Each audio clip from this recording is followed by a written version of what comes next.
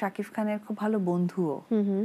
তো পৃথিবীতে সবচেয়ে ইম্পর্ট্যান্ট সম্পর্ক সো হ্যালো বন্ধুরা, আজকের এই ভিডিওতে অপু বিশ্বাসের মুখ থেকে সরাসরি শুনতে পারবেন শাকিব খানের তৃতীয় বিয়ে নিয়ে কিছু প্রসঙ্গত কথা। এক সাংবাদিক তাকে জিজ্ঞেস করেছিল, সে জবাবে কি বলেছে এই ভিডিওতে শুনতে পারবেন, তাই ভিডিওটি দেখতে থাকুন। শিবা উঠতে পারেনি। তো ওর বাবা এসে মানে ঠিক তার আগে ওর একটা সিনেমার কথা ছিল দর্দ।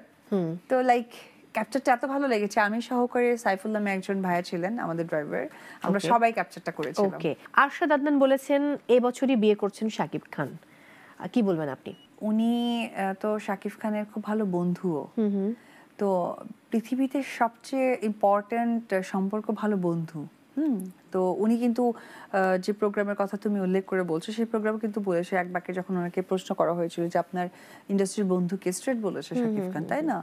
তো বন্ধুত্বর জায়গা কিন্তু সামটাইম দেখবে যে পরিবার থেকে অনেক ঊর্ধ্বে হওয়াটা। সো এখানে আমি কি এক্সপ্লেন করতে পারি? এখানে তো আমার এক্সপ্লেন করার কোনো স্পেস নাই। জানো তো, বুঝতে পারছি না, একদমই ছোট মানুষ, বাট মন থেকে প্রে করি অ্যাজ এ মা যে আমার ছেলে যেন আমার মা যেটা চেয়েছে সেটাই যেন হতে পারে।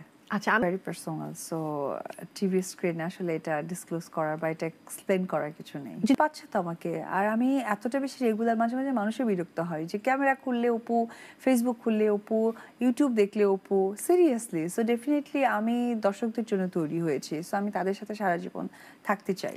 ওকে, জয় কখনো শাকিব খানের সিনেমা হলে গিয়ে দেখেছে? না, হলে গিয়ে দেখেনি, তবে মানে বাসায় যখন কোনো গান টান বা নতুন সিনেমাগুলো রিলিজ হয়, যখন প্রমোশনগুলো, সে অল চিত্রনায়ক। এই মুহূর্তে আমরা দেখতে পাচ্ছি ভিডিও হাজার ছবি।